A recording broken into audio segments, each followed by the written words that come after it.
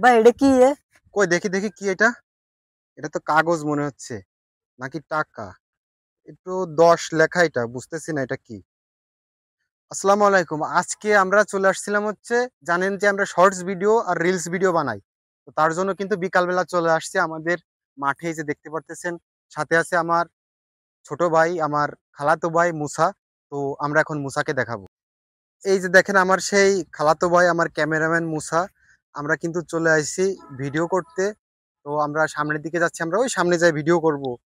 যে রিলস তারপরে শর্টস যে ভিডিওগুলো দেখেন, ওই ভিডিওগুলো কিন্তু ওইখান থেকে বানানো হয়, আমরা ওইখানে যাব।